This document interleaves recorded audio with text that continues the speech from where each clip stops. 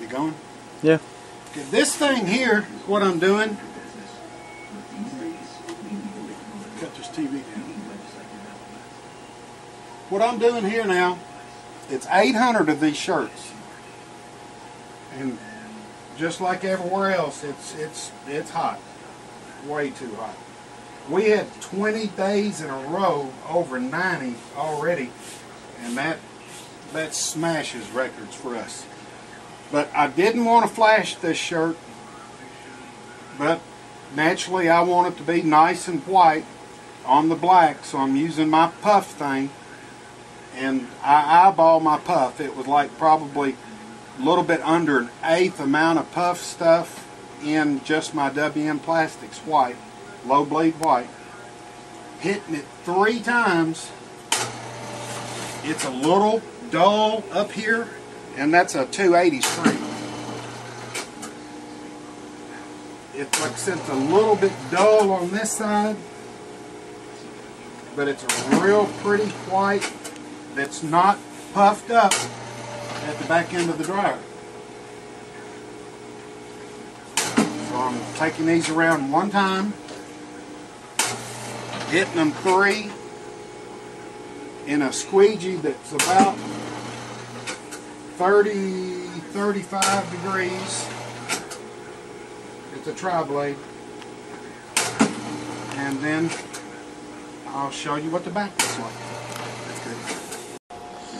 Okay, now this here is another thing that I know everybody knows, but all this stuff I do like this is for the ones that don't.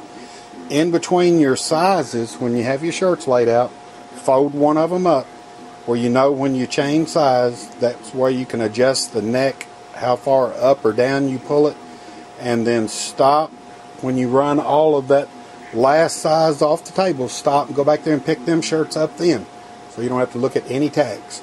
You're going to have to pick them up sometime anyway, and it just works out a lot better doing it right then.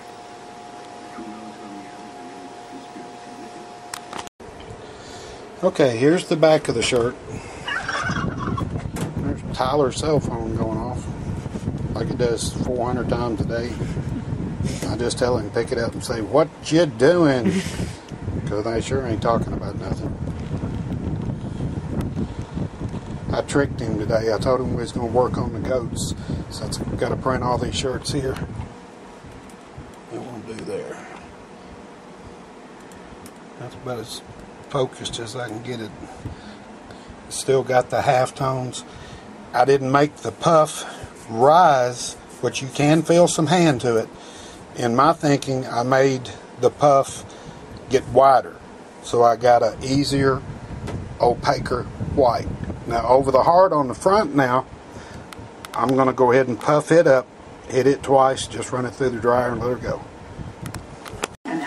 Okay, this is another thing I know you know, but these shirts are so thin, even though they're not supposed to be, and almost lintless. So I'm not running a lint screen on a big run, 1 or less than the number of heads you have. You know, you can put a greased up exposed screen in there and just let the squeegee and the ink lay the fibers down, and if you put just a little bit of spray tack on the bottom of the screen, it'll pick up your lint for you if the shirts are real bad.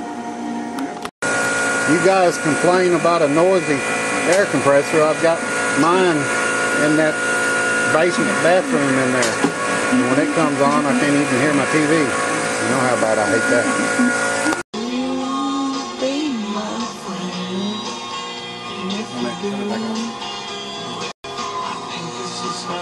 Okay, you guys get on me for another thing here. I'm working way too hard now. I'm having to put a shirt on to do these little things here. Y'all won't holler at me. There's my gun. About 50 shirts ago when I had to do that board. And like I said, since it's a paint gun, it's a lot more directional than any type of like this spray. You can adjust it just like a paint gun. It's got a fin where it comes out. And like I said, 30 pounds to run it, barely keep you clean a gun. 50 pounds to spray it. You can be lazier like me and just clean it when you have to again. but I don't even like pre-glue the table. I just spray that on there, start, go. If I'm printing paper goods, you can put a real light mist to that. It works great. It works great for transfers. You have to do it about every other sweatshirt, but that's the only glue I use in the shop anymore, except for the couple of little old miscellaneous cans I've got left from the past for emergencies. So there's the gun. You know, this right here is something that, I mean, I never thought anything about it, but a friend was helping me one day and he asked me how I knew what size I was on. If one ever gets away from me, or somebody forgets to put a fold in the stack, if you over pull the shirt down just a little bit, it'll show you what it is without having to reach down and find it. One other thing, if you're doing these all by yourself, when you take them out of the box, if you pick them up and turn them over, the necks will be right there where you just pick up necks when you're back here sorting them, if you do it all the same size at a time, like I do. This is for Sonny. Sonny, I'm sorry I got ink on the table. And as you can tell, I went for a pretty good while and wasn't even with the squeegee. But that's after all of them, and that's all the ink I got on the table. Nathan, I know you watch a lot of these crazy ass videos I do. See how that squeegee looks right there? On our browns, I guess yours is like mine, but we can put enough squeegee pressure on there to drive it all the way through the table if we want to. But I've got that at about 30 degrees, and like I said, it deflects now. But I've got a good clean stroke. I'm laying it on pretty much on top 3 times because I just showed Sonny I didn't have an incredible amount of ink on the table. I was a little bit unlevel. You know how we have to adjust these every so often, but that wasn't bad for hitting 800 shirts 3 times. This is something else I can show you for you semi-brown owners, and it could work for like the full autos. I'm not sure. The end of that case right there, which is the one that makes the table go up and down, it's got a fan that only kicks on only when a motor's engaged and cuts right back off.